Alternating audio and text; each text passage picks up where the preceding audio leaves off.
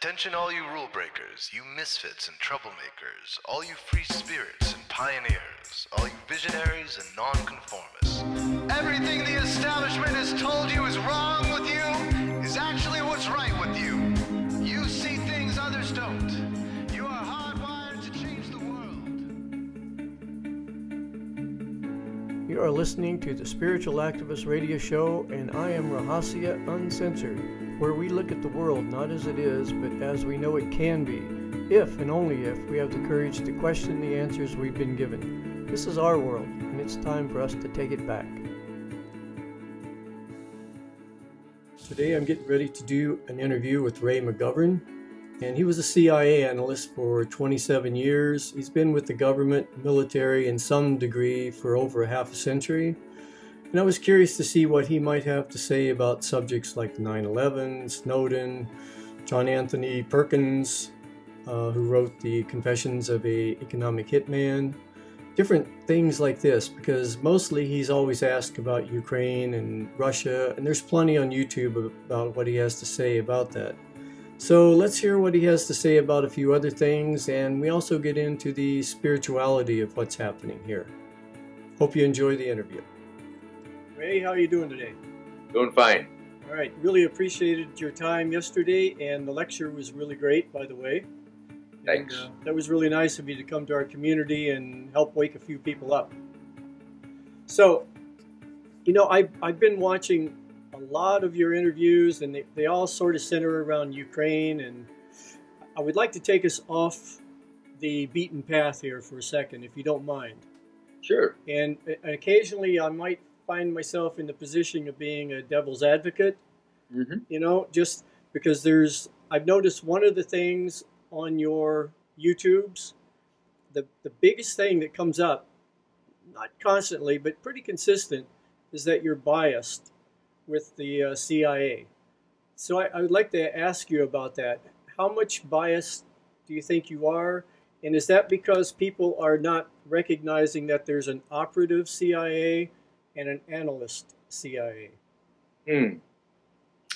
Well, bias, frankly, is not the word that I would use. What I try to be is informative and to distinguish between the two essential functions of the CIA, which happen to be analysis, which is what President Truman intended, and operations, which President Truman did not intend and said so before he died. Now, why is it important to do that? Because people have very, very great difficulty believing that the essential mission of the CIA was to tell the truth. Sometimes I tell the story of walking into the CIA headquarters, brand new, big marble building, big marble foyer, and on the side of the wall there is the inscription, "You shall know the truth, and the truth shall set you free." It's carved into the marble there. And I looked at that, and I thought, well, you know, if that's true, this is going to be a good place to work. And you know what? It was. Yep. I was able to analyze. I was able to report. And the only thing the editors or my supervisors did, so long as I did good analysis, was correct my spelling errors and fixing the grammar. And chances were that once every month or two, something I wrote would appear on the president's desk. Often enough, it was something at great variance from what the Pentagon was telling him. So it's essential for people to know that there is a CIA, was and is now, I'm happy to say, that has no political agenda, its primary mission of which is to tell the president the truth. And it's equally important for them to know that the operations people are completely hermetically sealed off from the analysis folks. It was another part of the building which we couldn't even get access to. That's how hermetically sealed. And that those folks do their job, so to speak, whether it's kidnapping, torture, or black prisons, under the aegis of the president's different capacity. So the president doesn't expect us to be kidnapping or torturing, nor would we do so. It's really important for people to understand that, and 9 out of 10 people do not understand that. Yeah, a lot of what most people understand about the CIA is from the movies, and so it's nice to get a little bit of feedback here, because a lot of misconceptions, a lot of disinformation comes from government think tanks, and it gets mixed into the works out here, and people have these conceptions that, quite honestly, I mean, the latest thing on 9/11 was there was like 20 some small nuclear bombs, and that's what brought the building down. All of this disinformation mixes in with the good information, and it just destabilizes people that are really trying to search for the truth. Mm-hmm. So, and some of that is intentional. Yeah, a lot of it, I think. I throw out a whole bunch of shrapnel that will confuse the issue. Yeah, and a lot of this comes, I mean, directly from the fascist playbook. Like the false flags. What did they call that building? The Rockstag or something like the building. They got burned. Parliament building. I mean, so many things parallel what's going on right now. Mm-hmm. And I was reading a book called The Rise of the Fourth Reich by Jim Mars, and there is a lot of things that lead up to this, like Operation Paperclip. We brought a lot of these people here and installed them in almost every phase of our government, and NASA, von Braun, and all of that. Do you think that is like something to really pay attention to right now? Well, I think the most important thing is to realize that God is saying to us, be afraid, be afraid, be very, very afraid.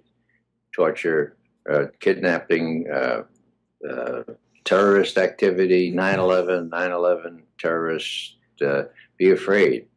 And that's all very deliberate, because if you're afraid, you sort of are more susceptible to the propaganda, more susceptible to be obedient, like most of the Germans were during the Third Reich. What we need is not to be afraid. What we need to do is realize that we can take power into our hands, because that's what the founders envisaged. They didn't see a government ruling over us. They saw us as sovereign, where we would tell the government what to do. We've come a long way since then, but we still have a system of checks and balances that need to be implemented and not, not neglected or simply ignored. Yeah, I totally agree to the fear aspect. I've noticed with a lot of things, if I get rid of the fear aspect, I can really see deeply into a lot of these situations that allows me to plan, actually, to come up with ideas. But if I'm in fear, it kicks into survival and defense, and you don't really learn anything. You can't understand what's going on, which probably is the plan for a lot of these things that are happening right now. So what do you think about 9/11? This is a big one on the radar for the last few years. Well, I think that was a seminal event of this century so far. No doubt about it, seems to me. The most ironic thing about 9/11 is that the two peer people of the 9/11 Commission, Governor Kane from New Jersey and Lee Hamilton, the Democrat they always trot out as sort of an elder statesman and bends with the wind, those two have written a book now. Most people know that. And in that book, they say, we were set up to fail. We, the 9/11 commissioners, were set up to fail. They didn't give us enough people. They didn't give us money. They didn't give us enough time. And they didn't give us enough access to classified information. So we were set up to fail. Now, isn't that nice? Isn't that nice to hear 4 years after the investigation, after these pretty books were put out, beautifully edited? So what's the 9/11 Commission report? It's a cover-up. Has to be a cover-up. So the what do you say they were set up to fail? What do you think they're covering up? That's a question. So that's the 64 question. Well, it's not clear to me exactly what they're covering up. Now, maybe you have to work in government for several decades before you can understand how royally screwed up the government can be.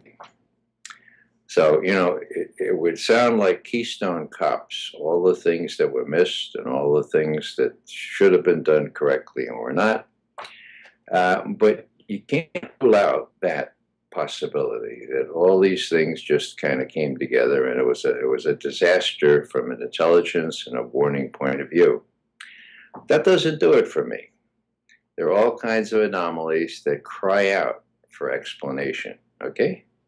Now, I should say right off the bat that I'm an intelligence analyst, right? So when people say to me, now, Ray, come on, don't you believe that Dick Cheney is capable of doing all that? And I say, of course I believe that. I know Dick Cheney enough to believe that. But I don't do faith-based intelligence, okay? It doesn't matter what I believe. It matters what I see. It matters the empirical evidence. Now, Building 7, I mean, the engineers and architects have me persuaded that that was a controlled demolition, pure and simple. Not many people, well, I suppose the standard cover-up people say, well, no, it was something else, but it looks very much like a controlled demolition to me. And there are all kinds of other anomalies. So in answer to your question, I just have to say that I really get angry when I hear people calling people who are trying to find the answers to these questions conspiracy theorists, because that's intentional. That means to detract attention from people who are doing a lot of good work, trying to find the real answers to these things, and sort of dismisses them before they even come up with the right questions, much less the answers. So my bottom line is an independent investigation is absolutely required, the more so when we can see how 9/11 was exploited in a most cynical way by George W. Bush and Dick Cheney. Look at all the stuff that has happened. So clearly Hamilton and Kane flubbed the dub. I think they should be, you know, for them to tell us 4 years later that they were set up to fail, that just doesn't parse. Now, did the media do anything with that? Oh, I just gave polite reviews to the book. And oh, this is what they. Now there were a couple of things that came out of the book that are interesting, and I'll mention one of them. On page 147, if you go to the 9/11 Commission report, you'll see that they asked the question of why the mastermind of 9/11, Khalid Sheikh Mohammed, why he did what he did. And it comes out in a curious way because the way it happened was the attention of the writers, most of them young staffers writing this report, is that they read in the New York Times, the Washington Post, hey, Khalid Sheikh Mohammed has been captured. Oh, wow. Now, we reason that he was the mastermind of this whole thing. So, hey, we're completing this report. Let's ask him why he did it. Hello, good idea. So they go to the CIA. Say, can we ask him why he did it? No, you can't. You can't. We'll do it for you. And so they get a report back through the CIA, and they include that report on page 147 of the 9/11 Commission report. And you have to understand that Khalid Sheikh Mohammed has a engineering degree, mechanical engineering, from the University of North Carolina in Greensboro. Okay? Now, I can just see the young people working on this and trying to put it into the reports. I know what it must be. It must be he had people call him a towel head, you know, in Greensboro. You know, or maybe he had an affair of the heart, and that's why But that's not what they hear from the CIA. What they get and what they print in this. See if I can do it from memory. By his own admission, Sheikh Mohammed was not motivated by his experience as a student in North Carolina, but rather by his intense hatred for U.S. policy favoring Israel. Period. End quote. Now, that's very unique to have a statement like that in any official publication in the U.S. government. Nobody hates Israel. Those who hate Israel, they just they have a pet peeve or something. Well, this is the real deal. That is what Khalid Sheikh Mohammed told his interrogators. Now you could say, well, is that the only reason? No, it's not the only reason. We had troops in the Saudi Holy Land where the Mecca, where the shrines are, and the Saudis didn't like that either. And bear in mind that I think it was 16 out of the 19 hijackers were Saudis, okay?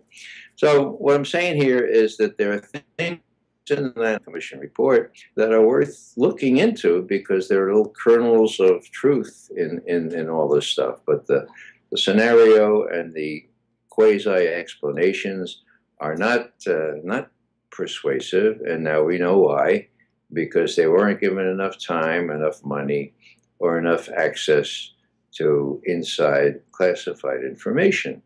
Now, you know what? I don't think they were motivated really to find. I don't think they were really motivated to find the deeper truth to what happened, because I think we all know if the truth ends up being what it's pointing to, that it was an inside job, just bear with me for a second. Sure. If it does end up being that, that is going to unravel the very fabric of the American society's confidence in the government. And I think we all sort of know this. So maybe they weren't really motivated to find the truth, even on a subconscious level. Mm-hmm. Well, if you set up as your premise that it was an inside job, everything you say, of course, makes great sense. But I'm not convinced it was an inside job. The evidentiary corpus is not persuasive to me one way or another. Lots of reasons to, for example, now if it was an inside job, there would have had to been 50 to 100 or more people involved. Normally, in a situation like that, almost always in a situation like that, 12 years later, 13 years later, you get one of the people involved, he gets tanked up in some bar, and he says to his sweetie, "Hey, sweetie, let me tell you what really went down here." And I was one of the guys that, put the explosives in the house. That hasn't happened. Now, is that conclusive? Yeah. Of course it's not conclusive, but we look for that, and it hasn't happened. But look at the idea, though, that if for Building 7 to come down, it would have taken at least a week to set that building up to come down. And that would have taken a lot of people. But what you say totally makes sense. And this is the strange thing about looking for the truth. You can grab hold of an idea, a theory, and it makes sense up to a certain point, and then it inevitably collapses on you. So that tells me that with all of the ideas that are going around with the government, what's going on with the military, everything, we're missing a big piece of the puzzle. And it seems to be fitting right in the center of all of these conspiracy ideas and the theories and the projections of what's going to happen. We're missing a big piece of truth. Do you have any idea what that could be? Sure. It could be one press that you adduced, that it was an inside job. It could be gross incompetence on the part of the government, including the intelligence services. It could be some mixture or something, some hybrid of both of those. But I've looked to it closely. I've talked to all the people and the engineers and architects.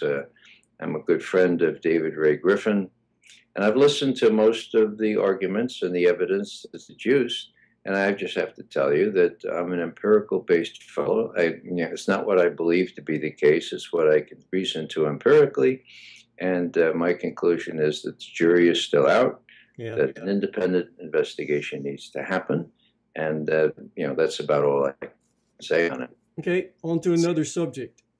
I've been reading a lot about what's going on with the financial climate. And you know about the BRIC nations, right? Sure. Okay. So if Brazil, Russia, China, if they're all getting together almost a separate financial monetary system, it seems to me that they're sort of preparing, because we all know that China would love to have the reserve currency, along with several other countries. If the dollar ever loses that position, and if the Federal Reserve ever loses its hold on the printing press, what do you think is going to happen in the long run as the financial thing plays out? Do you think that the United States can stand on its own without being the reserve currency, without being able to present or keep on printing money to establish its balance? Well, this, of course, is a primary concern in Washington. And one would think that if people are concerned about this, we would not be abusing the privilege of having the currency in its position that it occupies today. We would not, for example, be taking advantage of that to put sanctions on various countries like or Russia now. So it seems that the people who are running our monetary policy, our fiscal policy, are of a kind that you see at the State Department, where we're the superpower, we're the sole indispensable country of the world, which means, of course, by definition, all other countries are dispensable, and we can hold on to this mostly military might. And meanwhile, do they not know that we're going bankrupt? Do they not know that the countries are about to gang up on us, if that's the right way to say it? Well, this hubris knows no bounds. And so it could be that the people running our policy just think, the ultimate success will always be the dollar as the currency that exists now. And this would be a big problem. Besides all that, there's a very short-term outlook on policymakers. I often wonder, don't they have grandchildren? I mean, don't the people in Congress have children and grandchildren? Don't they care about whether they have clean air to breathe or enough stuff to buy at the store if there's drought everywhere? Well, apparently, they think they can live in gated communities and maybe put an umbrella over their backyard so that it boggles the mind. But that's the same sort of mentality. So, in answer to your question, this is incredibly important. I'm not sure our policymakers are sufficiently seized with it. I think the smarter ones are aware of it, but it's kind of hard to know what to do when you pretend to be all powerful. Yeah, it's kind of hard to predict what's going to happen too, because we touched on it earlier. It's really difficult from a superficial level to tell the difference between a greedy moron or a well-planned, intricate, elite, highly intelligent plan. Mm-hmm. It's on the surface, it looks about the same. You have to really dig. And sometimes I go back and forth. Are these people just really moronic and short-minded, or is there something underneath this? Really? Yeah, but it may be a combination of each. It doesn't have to be one or the other, but it's a real problem. And whether we pretend to be the sole indispensable country in the world for many more years, it's going to become more and more pretense and less reality. And take Russia, for example. Now, when I was in Soviet foreign policy toward China, they hated each other with such a passion. This is the 60s now and the 70s, that I was convinced as an analyst that they would always hate each other, that we would always be able to play China and Russia off against one another to our advantage. Now, what happened? Well, over the years, the Russians and the Chinese have made a kind of a pact. And now it seems that NATO is hell-bent and determined to drive Russia into the hands of China. The Russians don't want that. They use their $400 billion deal for the gas to give to China over a period of 10 years as kind of a leverage, but they still want to see their destiny or their future in Europe, okay? So they have two cards to play now, and this card will be put into play, and they do have other places to ship their natural gas. So it's more than just a lever, but if we persist in this policy of sort of ostracizing Russia from Europe, it's inevitably going to be more and more turning to the east, because the Russians can pivot to the east just as easily, actually more easily than can we. So, Ray, I'm going to get a little bit conspiratorial here. Not much, though. Get as conspiratorial as you like. Okay. How much do you think the world banking systems are playing into this? Because it seems like, historically speaking, they've been behind financing the North and the South and the Civil War. All of this stuff comes out over time. And it seems to me that the banking system as we know it, the fiat money system of creating money out of nothing, it's becoming so public right now that I think they're scrambling a little bit, almost in hopefully their last death throes. But if you look underneath a lot of these things that are going on with these countries, the banks that are behind it, it seems like they're still pulling the strings. Well, sure. And not only the banks, but the corporations, the multinationals. It's a completely new ballgame from what it used to be just 15 years ago, in my view.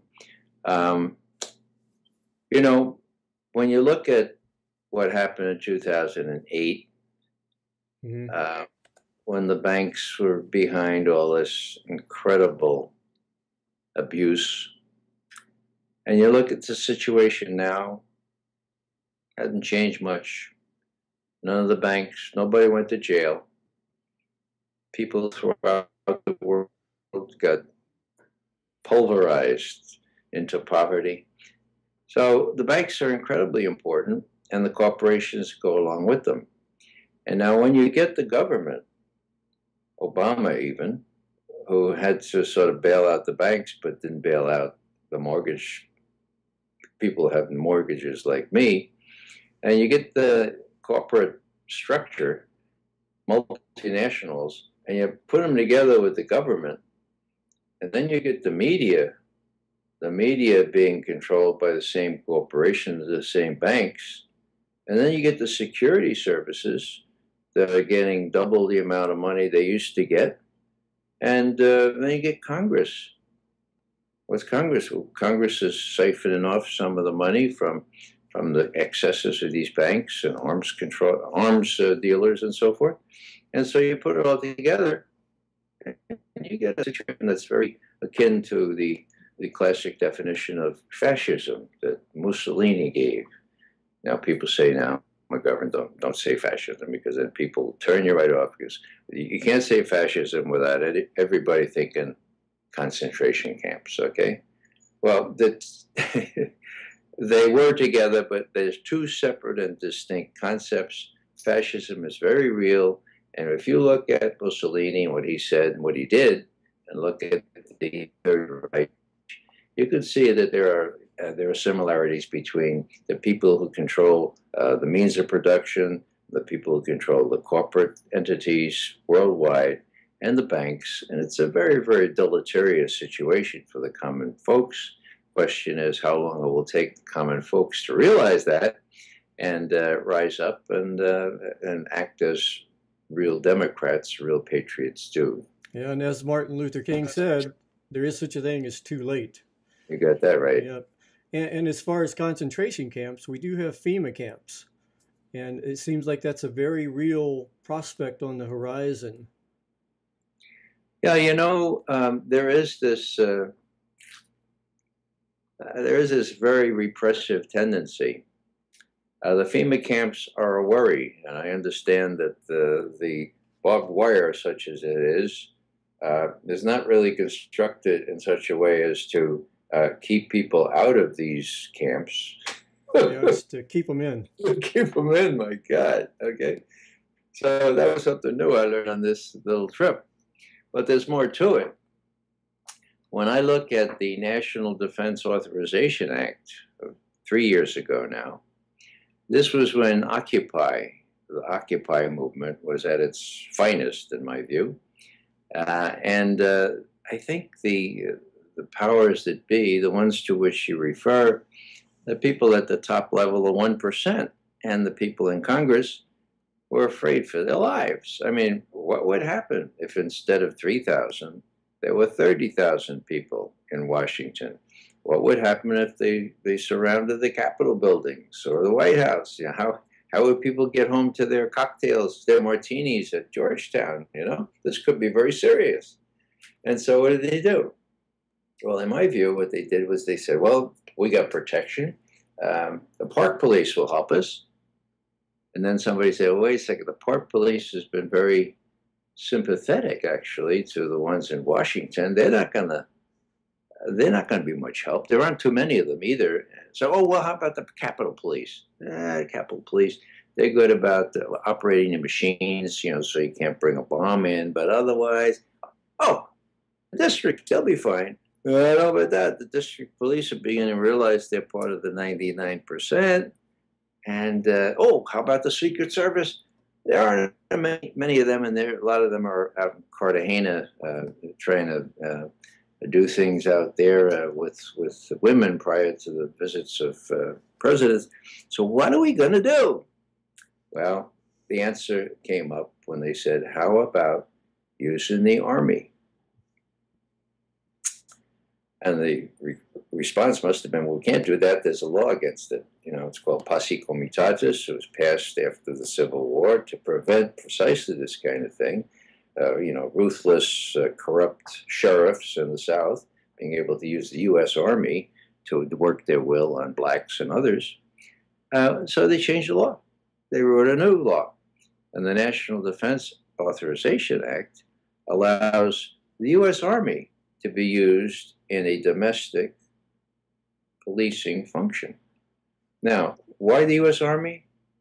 Well, look who the U.S. Army is comprised of.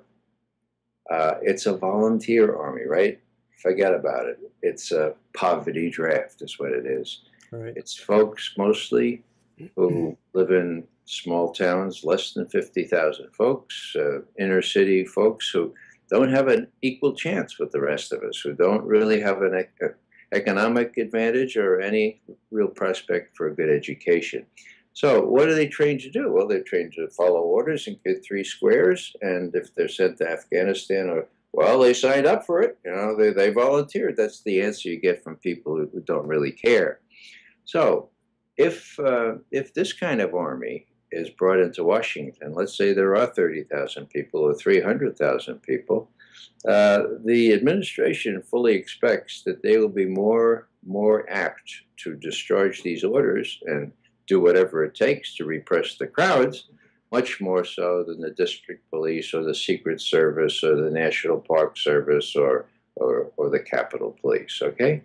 And in my view, that's why they passed that law, reversing, you know, 120, 130 years of history. And what does that mean? Well, that means that somebody come in the back door here, some army guy, and say, well, McGovern, I have orders to pick you up and put you behind some of that barbed wire, or maybe down at Guantanamo, and I don't need a warrant. I don't need anything other than the National Defense Authorization Act.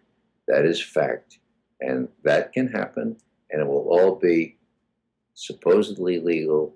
Of course, it would violate my rights under the Bill of Rights, but the Bill of Rights don't seem to matter anymore to our legislators or to our executive authorities. So, yeah, and this is even considering the paramilitary groups that we have working for us now. But there does seem to be a deep rift in our military. And one of the signs of that, I'm getting ready to interview our police chief.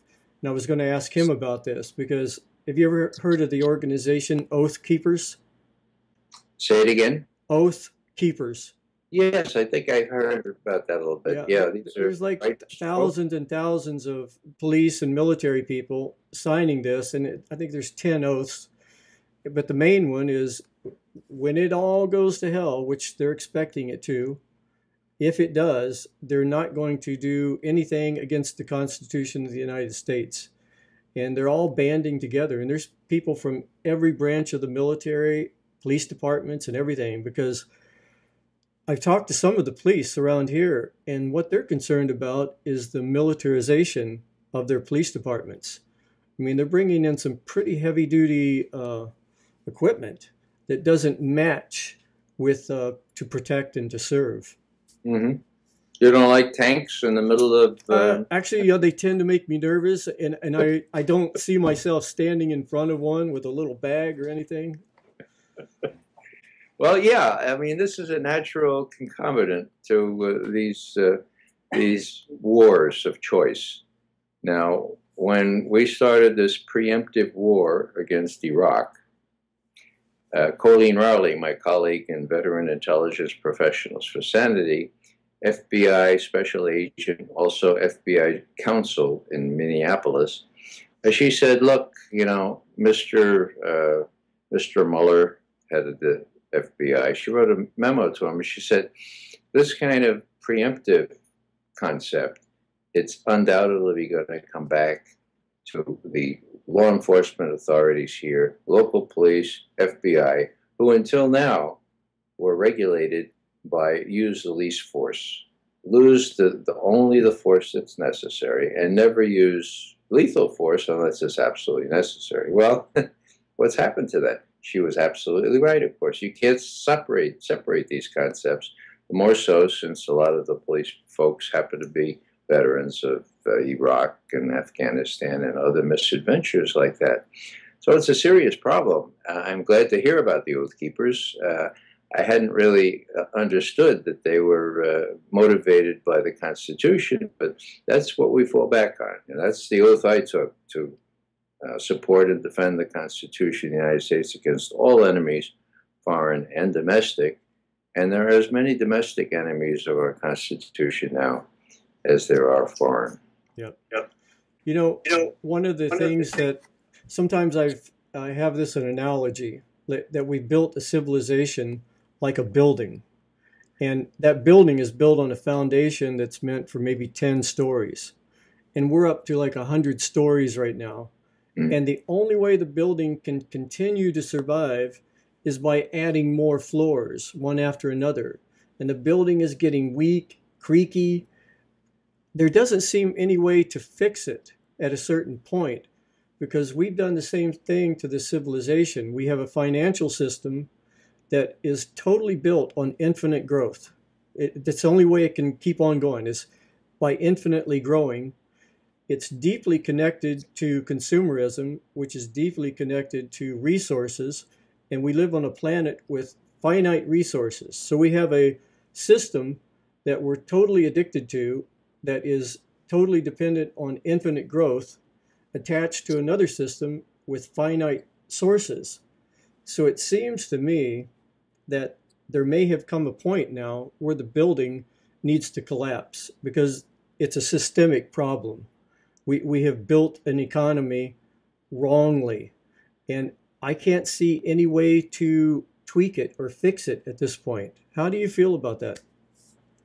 Well, I share your concern. I'm not an economist or a financial analyst. I suspect there are ways that we can repair the situation. Matter of fact, I know there are ways.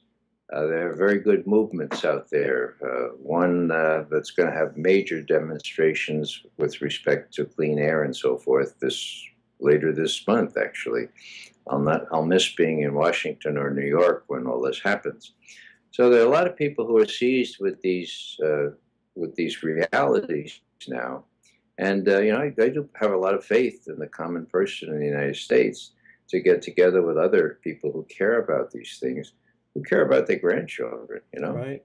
and stick it to the people who are profiteering on this abuse of our resources and who are wasting them and who are endangering our future by the fact that these finite resources are dwindling, and there doesn't seem to be any appetite to stop the greed, you know, to stop the amassment of still more riches by the top 1% in our country.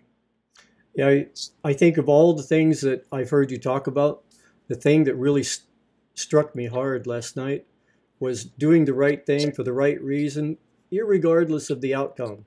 Hmm. Because we see politicians all the time, and you can tell they're making political decisions, not even based on right and wrong, but even if they do something right, it's a measured kind of a right because they're looking at the outcome. And I think that that's where we're at. You know, we're at a place where we just need to start doing the right thing and see how the chips fall. Yeah. Well, it's called being faithful, being faithful to your concept of what is right. And it's more than just, some of my major problems come from the silence of people who have some pretense to be moral leaders, okay? Where's the equivalent of Dr. Martin Luther King Jr. now? We don't have people like Rabbi Heschel, who was so convicted about the war in Vietnam, and who pointed out to the rest of us that, we're not all guilty of all these evils, but we are responsible. Yeah. Otherwise, we can't pretend to be a democracy. And so, indifference to evil, he said, is worse than evil itself. And, people catch on to that. Yeah. That, Where's the outrage? And yeah, it's not. like they say, for bad people to do bad things, all it takes is for good people to do nothing. Yeah, and that's established. But, if people don't know what's going on, and that's where you come in, that's where alternative radio and TV come in.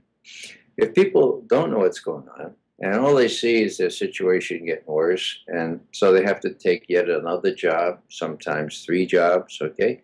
Then when they get, at the end of the day, they put their feet up on the sofa, and they watch the news on Fox TV now, and they think they're getting informed. So what I see is that there's a real premium on alternative media like yourself, putting out the word on these things so people can be educated to the point where they say, well, that's not right. That's not right. And I'm going to do something about it. I'm going to get together with a small group. We'll figure out something to do. It's not going to change the world, but it could change something in our immediate locality. It could prevent police abuse. It could give minorities a fairer shake and have them welcomed in our community rather than targeted. And so you work on it little by little. And, we never thought we'd get rid of the Vietnam War, but we did, And it's really up to us if we want to pretend to be democracy here, to exercise our rights and not to be afraid. Maybe that's the biggest thing, not to be afraid. Yeah, absolutely. It's the biggest thing that you read in religious texts, fear not. That's right. Once you're in fear, you're easily manipulated. Yeah. Because whoever's putting you in fear also has the relief valve and just keeps you playing on there. So this gets into another aspect. I'd like to get your perception of this. A while back, I wrote a book on beliefs, and it's about belief systems in particular, whether it's Jewish, Muslim, Christian, Republicans, Democrats. I interviewed several neuroscientists on this, and they're all coming to the conclusion, based upon brain mapping and doing MRI, functional MRIs, somebody that has a really rigid belief system. Now I'm talking about a belief not based on fact. I'm talking about it's based upon a thought, and the thought is, I'm going to pretend like I know something that I don't. And eventually people forget that they started out not really knowing, they were pretending, but now they really think they know. They get really isolated with that belief, and any information that comes in, they even subconsciously or consciously, they no longer see the concept or hear the words. Actually, I'm talking neurologically. Mm-hmm. So consequently, they become what we've called narrow tunnel vision, and they actually do have tunnel vision. Their peripheral vision even starts breaking down as their mind contracts. Then it goes into entropy, and the brain actually shrinks. So what I'm thinking is, maybe as this plays out and neurology plays and science plays a bigger role in our lives, we can start seeing that it might not be a good thing to pretend like we know things we don't, and then build huge religious organizations around it that are in conflict with other religious organizations that have done the same thing except with a different belief. Do you think there's going to come a time when religious people will finally just wake up and go, you know what? I don't know. And be able to look at other religions, and we could all get into this together and start exploring the truth in a more open fashion instead of like our great, great, great, great grandfathers did, that has never worked out in the history of the planet. Mm-hmm. Well, I think what you were talking about a minute ago is what a layman would call denial. Okay, you have this kind of set of beliefs that you grew up with, and then fear kicks in because something dents your belief in this or dents your belief in that, and the tendency is to deny these other influences and just go straight. And it's interesting you're talking about tunnel vision, because I can see it getting narrower and narrower as you get older and older. I would separate, I don't think religion is necessarily a part of that, although it's related. I think that when you get the kind of narrow tunnel religion like some people have, for example, people who say, well, the Bible says this, or the Bible says that. The Bible says that the Jews should have the whole promised land, and then when they do, then Jesus is going to come again, and we'll go right up there. And sorry about the Jews, but they're going to be left behind. But they, it's really nice. Thanks for, well, that's, to my way of thinking, tunnel vision. It's actually not what I share as a belief system. But there are other belief systems. We call them faith systems because they're not, because you have to believe them. You can't empirically show them. But, I'm thinking of one of my favorite novelists. His name is Kurt Vonnegut, okay? And he's a atheist, agnostic. He's a humanist, I guess they call him. And somebody asked him one time, well, what do you think of Jesus? And he said, well, I don't know if he was the Son of God or not, but I do know that if it weren't for the Sermon on the Mount, I'd just as soon be a cockroach. Right. Yeah, that is a beautiful part of the Bible, I have to admit. Yeah. So, I mean, that's the real Jesus for me. But, as my pastor has said many times, your Jesus might be my Jesus' enemy. Because if you construe him in what did Jesus say about homosexuality? Oh, that's clear. Right. Zippo, okay? Somebody said, well, why do you advocate women priests, McGovern? Jesus didn't ordain any women. And I said, you're right. Jesus didn't ordain any men either. But when you get some knowledge about biblical scholarship, then there's some hope for you. But if you remain in this tunnel vision, then you just clash with people and you ostracize people, whether it's gays, lesbians, or whatever. You have some sort of quasi justification for calling them the other. And that can play out on the international scene as well. When you ostracize people because they don't look like us, because they're not part of the indispensable country in the world, they're dispensable by definition. They don't look like, we can call them towel heads, we can call them sand jockeys, we can call them gooks or slopes, and that's much easier to kill them, much easier to do what's necessary to protect what we really want, and that's the oil, the natural gas, or whatever we want in terms of strategic improved situation. So, yeah, this is insidious stuff. But we have to, distinguish between the crazies, is what I call them, and the people who think these things through and abide by a belief system. I quoted Rabbi Heschel. He's one of the best of the Hebrew scholars, the Hebrew rabbis that I know. There are all kinds of incredible exemplars, whether it's Jewish, whether it's Muslim, whether it's Christian, there are people from the faith traditions who really have their head screwed on right, if I can put it that way. And I listen to them and I learn from them. And they are the antithesis of what you're describing here as the tunnel vision, very afraid, denial people. Yeah, I think we have to differentiate too between the Zionists, the KKK, ISIS. They don't really represent the three major religions. You know, they've sort of hijacked it. Mm-hmm. They don't, but by the same token, and take ISIS or ISIL or Al Qaeda or whatever. Now, we would be given to believe by our government, these guys hate us. They hate us for our freedom. They hate us for our democracy. They're hardwired to hate us. When they were born in the hospitals in Baghdad, they come out, already hate us just because we're good Americans, right? Well, how ridiculous.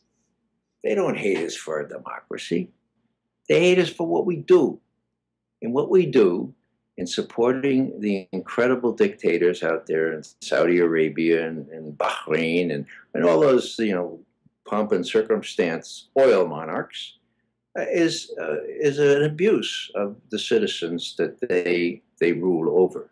What we do in terms of identifying with the state of Israel under its Likud government, where they can, kill 2,000, 3,000 people in Gaza, civilians, and our media simply say, well, yeah, fair and balanced, but there were 34 or 45 Israelis who were also killed, So what we need to do is, just kind of do a perspective on all this stuff and realize that, as I have said in the past, I use an analogy to defeating malaria.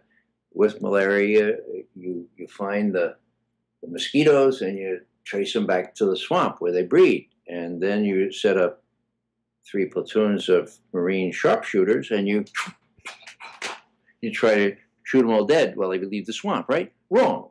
What do? You drain the swamp. Okay, now, how about terrorists? Those terrorists breed. Right. They breed in a swamp of grievances. And many of those grievances are legit, okay, legitimate grievances. And many of those grievances are due to our policies. So if you want to stop terrorists, if you're really serious about it, you start draining that swamp of grievances, and then you won't have ever-increasing lines in front of Al-Qaeda or ISIL recruiting stations. So what do you think about John Perkins' book, Confessions of an Economic Hitman? God, that's devastating, isn't it? Oh, God. Yeah, he's the real deal, Love him, and that's a very, very instructive book. I wish that every American could have a chance to read it. Yeah, it was pretty revealing. So, I'm going to let you ask the last question. Sure. And the situation is this. If you were by yourself or with your friends and you're thinking, oh my God, I hope he doesn't ask me this. What is like the one question that you really don't want people to ask you about? And go ahead and think about it. I mean, what would it be that really you'd rather not touch on? This is going to sound funny to you, but for me, there aren't any such questions. What I'm in the business of is spreading truth around. And to the degree people want to filter truth from my personal experiences, it's an open book. Well, I think this interview has sort of proven that, because we've touched on a lot of different things and you haven't hesitated on any of them. Well, I don't satisfy people. For instance, on 9/11, people say, well, come on, Ray, you can look at all this stuff. And I do look at it. I look at it very seriously. And then I have to say what I did before. I just, as an intelligence analyst, I need a little more than, asking me whether I don't believe that Cheney is capable of that. So, yeah, I guess what I'd say is that I'm glad that you mentioned the thought that we need to just step out. Now, I would say step out in faith, maybe people would not relate to that, but you have to step out in the belief that you can make a difference. Okay. Yep. Now I'm here for 2 weeks. I just came from Russia and West Europe for 2 weeks, and I really would like to be with my grandchildren and my wife. You know, I have 9 grandchildren, and I'd like to be. Well, But I have certain responsibilities, and by virtue of what I learned when I worked in government and what I could see happening to our intelligence agencies and so forth, to the degree people will listen to me, and I'm delighted to be invited to places like Chico, I feel a certain, what's the word? Well, a certain responsibility to draw from those experiences, and as long as I'm able to do that, that's what I'm going to do. So I really would ask you, I would just ask you to understand that all the questions are okay for me, and I'll answer them honestly, and whether people like that or not, you know, I hope they like it, but if not, you know, people in Washington don't like a lot of what I say, that's for sure. well, I think a lot of the things that you talk about are really important. I'm not too sure if they're going to lead to a remedy without a higher consciousness. It seems like Einstein said, we're never going to find the solutions to the problems from the same level that created the problems. Right. You know, we're all looking, and for me, I look at things as the problems, but underneath it, I think it's a spiritual problem, a problem that we've alienated ourselves. We've lost connection with the planet, each other. And I think with a higher state of consciousness, it's people like you that are keeping things in balance until we can get there. But I think the ultimate remedy will be a higher state of consciousness. I think you're right about that. Even though I operate on the realpolitik, you know, for example, when you mentioned Einstein, well, what you say is exactly right, but the dictum that I focus on is much more simplistic, and that is, I think he also, if you keep on doing exactly the same thing and expect different results, well, you know, that's the definition of insanity. Why do I mention that?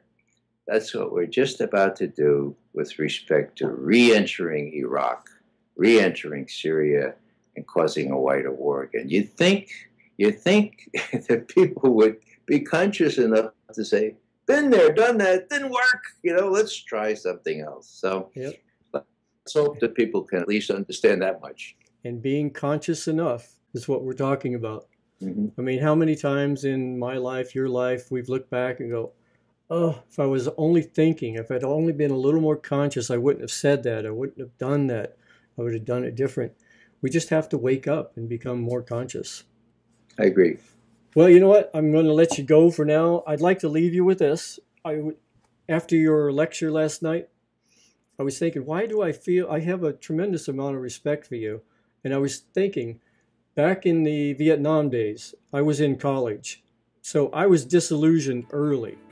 You know, I was taking criminal science. I was going to go into the police department, military. But then I started getting these photographs back about what's happening. And then I joined the Students for a Democratic Society, the Black Panthers, and carrying my sign, hell no, I won't go. So right from the beginning, I was really young when I was disillusioned. Mm-hmm. But with you, you were in this system for so long, and to have the courage to speak out so many years later, my hat's off to you. You know, I wish more people could do this. Well, thank you.